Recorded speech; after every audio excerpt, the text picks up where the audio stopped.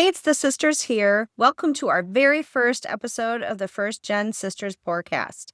I'm Nikki. Dee, Noelle, Maria. We'll be exploring the heartwarming story behind Que Sera moments and sharing our latest happy hour discoveries. We'll be diving into special blends of hilarious family memories, meaningful connections, and community spirit that has shaped our journey. We're the First Gen Sisters PourCast, where the wine flows and the tea spills. Our podcast is called the First Gen Sisters PourCast because we're part of a large family with Irish and Polish roots. I immigrated with my parents and we settled in Northeast Minneapolis, which was a large melting pot of families from Europe. My sisters were born here and thus they are the first gen. We'll be exploring fun happy hour haunts and also sharing heartwarming stories in Que Sera moments. I'm going to send it over to Dee now, who is the creator of our Que Sera bracelets. Hi, Dee here. Let me tell you a little bit about our tradition that emerged from our family's experience with dementia. Our mom, even in her later years, held onto one special song and it became a bridge between the past and the present. This inspired us to create something special and meaningful. We started making bracelets after visiting her at the care center. These were just accessories that became symbols of healing and connection. Noelle's going to explain a little more. Yeah, Noelle here. What started as a personal coping mechanism for all of us really transformed into something much bigger when Dee started making the bracelets. These are simple bracelets adorned with a white cross and colorful bead, and they really just became conversation starters. We began wearing multiple bracelets, ready to share one whenever someone showed interest. Our message was simple but powerful. Life is messy. Please accept our bracelet. The small gesture opened doors to countless meaningful conversations and connections with strangers who became friends. I'm going to turn it over to Nikki. I was just going to ask, does anybody have a Que Sera moment? We have so many, We but do. Noelle, do you want to start and talk about something that just happened to you? I was at a wedding shower and I gave one actually as a gift. Sometimes we'll toss them in as gifts if we're giving some gifts away, but I was at a wedding shower and I had participated in a gift with a couple other friends before some of our friends. And we gave some just traditional gifts and she opened the bracelet and she was like, "This is beautiful." And I'm like, "I'll tell you a little bit about the bracelet." I'm not very shy, if you can already tell. None of us. There was probably 30 women in the room and I just talked a little bit about the bracelets and how our mom was always in the room, and we talked about Que Sera, the Doris Day song, and we'll dive into that later. And that's how we named them. Whatever will be, will be. And she was like, "This is so beautiful." And one of the other families was telling me about someone in their family has MS and their daughter was in the room and she was having a little bit of a hard day. After the shower and after we got done singing, because one of the women that were there, her sisters were part of a choir group. And so they all sang the full song, Que Sera. Cool. That's It's really cool. Yeah. And then the church lady did like the entire song. And so the younger gals thought it was really cute. And I just felt like mom was in the room when we were doing that. Our mom's name is Betty and she also went by Bridget and she spelled it all different ways because she's Irish. So just Classic. make things up. And then later privately, I gave this gal whose mom has MS. I went and gave her a bracelet. I just took one off my wrist and she had a big tear in her eye and she hugged me. And my friend told me later that it meant a lot to her to get that bracelet. And I just said, share it with your mom. And it's just something that's meant to really just make people feel better. I'll just let you guys know, this is Dee, that you can share Que Sera moments yourself. You can go on our website, queserabracelets.com, and you can buy bracelets and you can start wearing them. And you can give them away if you want to. And you can also have some great moments. It really opens up some great conversations. Yeah, it's cool if you have a Que Sera moment, you take one off. I've never had anybody say Neither that have I. they weren't going to take it. And then when you don't have one on and you have a Que Sera moment, it's such a bummer. I know. You know? want to share when Yeah. someone looks like they really need a lift to their day. You don't have one on. So you're like, shoot, got to wear more. Or sometimes you have your favorite one on and you don't want to keep Like kind of works colors. Yeah, you got to I wear did too. multiple I've for given sure. away plenty that Yeah. I didn't mean to, but they probably meant a lot to somebody else. Yeah. we're going to move to talking about our happy hour. The best gathering places really are, it's really not about what's on the menu. Sometimes it is when we're super hungry, but it's about the moments we create together when we go out to a happy hour. And we like happy hour because you get to go out early and sometimes you get specials and sometimes you don't. And what we're going to also do is we're going to be giving ratings to our visit, and we're calling it sister stamps. We have a score of 1 to 10, and if you get an 8 or above on average, then that haunt will get a sister stamp. And then we're going to have... Should I talk about the Pour score and what goes into the actual rating? So when we evaluate the spaces, we look beyond the food and drink, like Noelle said. It's the whole package, the whole vibe. We consider the complete experience, and we're going to do the legwork for you guys. We're going to take one for the team and go to happy hour. But we're going to be looking at, right, so rough. We're going to be looking at things from the comfort of the seating, the cleanliness of the facilities, the quality of the service, etc. We have 5 different things that we'll be scoring. It's the bar stool breakdown, which is interior design. Is it cool looking on the inside? How was the seating? What was the service highlights? Then there's the scene and sip. Who was there? What was happening? And how does it feel? What Was it a lot of locals, or was it people on vacation, or what type of people go there? Exactly. Or is it people after work getting together and what kind of crowd? dishing on their day or whatever, their boss? And then Dee Dee likes the sports scene, so she added that in there. Wolves, go Wilds. Go Twins, go Gophers, but also Johnny's. right? What's the vibe for cheering on your favorite team? Was there a lot of TVs? What were the viewing options? Did they have it on a sport that you want to watch? A lot of times they'll change it though. If you ask the Wilds on tonight or One of my big things is their sound. Yep. And then the girls' room, are the bathrooms clean? Did it make you gag? Was it sticky? Did they have towels or one of those gross rags that you pull down? We'll be rating the bathrooms, and then the tap recap, which is, do they have happy hour specials? Was the value worth it? Those are the things that will go into our Pour score. And like Noelle said, if you get an 8 out of 10, we're going to give the sister stamp. I'm going to actually kick it over to Maria. She's going to talk about the Prodigal Public House, which is our first review. We're going to talk about the Pour score. All right.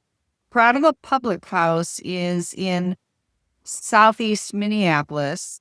It's pretty much a neighborhood vibe. There's on-street parking, but I was having a little bit of trouble with parallel parking. A little bit.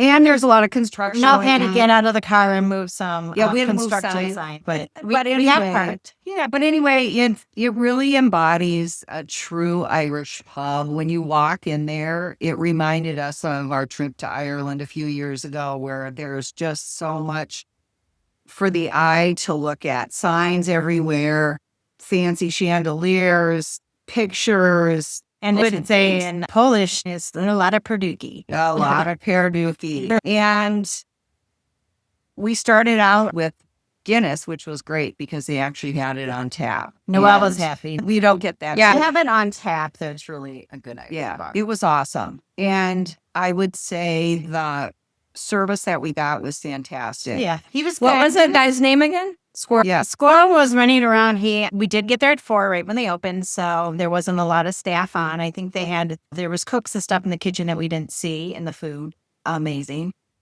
But we did see more staff coming in as it went up. And before we left, I think there was like 4 people behind the bar. But Squirrel worked his butt off. And he knew everybody that walked in that door. It was a small place. The bar area has a few tables, and then they have a separate room with couches and things, and it looks cozy back there, like a little living room or something. An Irish living room. Yeah, it's cozy, but there weren't that many people when we were there. But I can imagine it was going to get busier as the night because we progressed. even asked him, was this construction hurting your business? And he said no. They have regulars, and people just know where they are and what they're about. It's been busy even through COVID, he said. Yeah. And I would just say on the sports scene score, the TVs were smaller. I don't think they would typically put on I don't think it sound. was really a It really sports wasn't a bar. sports scene. No. I think they'd put it on for you, but it's not somewhere where you would Go to watch the go game. specifically to watch a sport.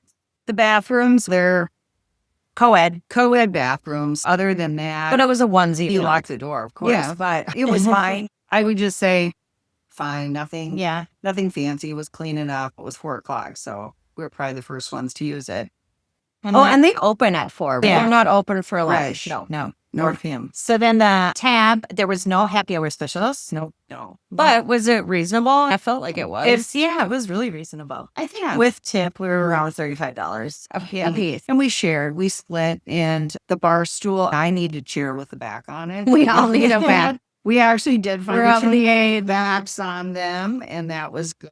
And the food actually was really good. Dee Dee, you're gluten-free. I had a gluten-free flatbread, and it was the margarita. It was so good. I added pepperonis, but so fresh, so good. And right when I asked, I said, "Do you have anything gluten-free?" Yeah, and he was going down a list. They were very accommodating for It was the best cauliflower crust I've ever had. Pete's flatbread that I've ever had. It Me was too. really good. Me too. And I ordered the barbecue chicken flatbread. It was fantastic. And Noelle, you got... I got the fish and chips. We're an Irish bar, of course. Yeah, I know. we also got Brussels sprouts. Oh, yeah. An That was really good. appetizer, That's, he which recommended the were Brussels really good. sprouts. Of course, I was late. So- Nikki was late. She missed Brussels. Miss Lee, I thought the food was really good. Yes. It was. And the environment, we even got invited. Squirrel said we could come back if we ever do our podcast in a visual format. We could use their back living room, which was fantastic. It was so cute. They even had harps and Guinness signs and flags and pictures from, it looked like family and friends in Ireland, England, Scotland. It was really cool. Yeah, on the interesting note, when I was telling my husband that we had been at Prodigal Public House, he said, "Oh, did you know that it's owned by a pastor?" Oh, cool. So I course now would know. Yeah, Jersey would know. And there was a funny picture on the wall called Priest Leap. And I wasn't sure what that was all about, but that does pertain to some battle during the Irish-English battles back then. Didn't have anything to do with the pastor, but it Okay. is owned by a pastor. All right. So are we going to do our pour score? What do we think? I'd give it a solid 8. I enjoyed my Guinness. I enjoyed my fish and chips. I enjoyed squirrel. I enjoyed the environment. I thought it was super Irish, and it made me feel like we were back in Dublin or Limerick. Maria and I did a trip a few years back to Dublin and Limerick, and I felt it was very Irish. Maria, what's your score? I think I would give it a 7 only because they didn't have any happy hour specials. Yeah, that's true. That's just my opinion. But other than that, the food and everything else was really good. Dee Good Dee? vibe. I'd give it an 8. Just when we walked in, even though it was a very neighborhood bar, we didn't feel like outsiders at all. They Not at all. immediately made us feel welcome and come on in, take a seat. But then everybody else, you could say, "Hey, Bill, hey, whatever." And it was like everybody knew each other, but they let us just come right in and fit right in with them. I would give it an 8 as well. Definitely is worth the sister stamps. If we score it 8 or above, it gets the stamp. We definitely would go back. They've invited us to do our podcast in the back room. How cool would that be when we're on video? And you can check us out there. So you'll see the sister stamp on our Facebook page. I'll have information on their website, how to get there, things like that. You can also link to their menus, but it's going to be showing a sister stamp of approval. So pour score, average 8. Awesome. It was a great time. Yep. Agree. Maria has a fun story about actually getting started and talking about our PourCast to some of her friends. I'm going to kick it back over to you, Maria.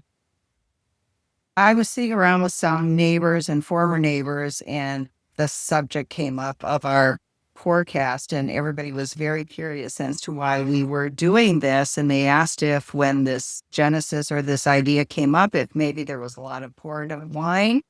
I said, yes, there was. As sisters, when we sit around, we get together, we tell stories, and we laugh a lot, and we think we're funny. And my group of friends said, "You are really funny. And if your sisters are as funny as you, we'd be really interested in listening to your PourCast." And they loved the PourCast idea.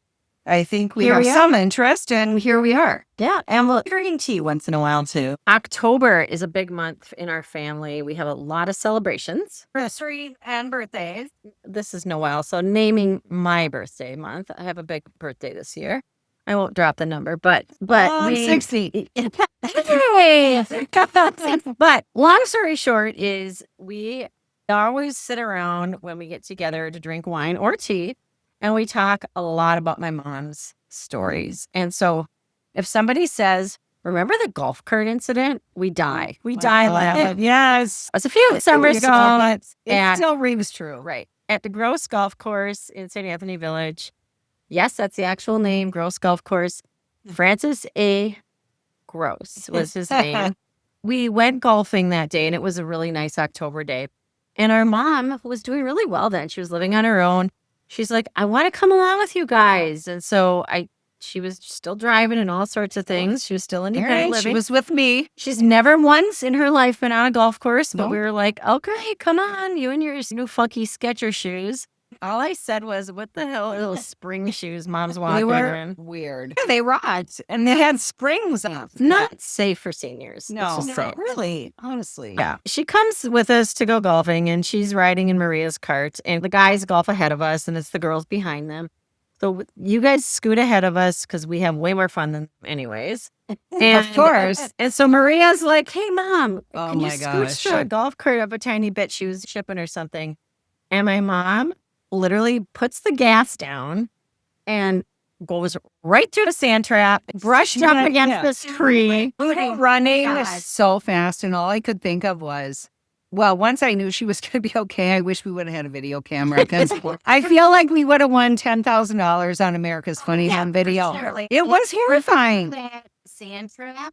First, she went through the sand trap. Then she hit all the pine trees, and I still was pulling pine needles out of my golf bag. She didn't actually for hit them, 5 but she was brushing up again. No, screaming, take your foot off the gas. I really well. No, she was not a good driver. I taught her how to drive when she was 40. I don't know. We got her freaking foot off the gas. And she looked at us and She's like, those stupid shoes. Oh my God.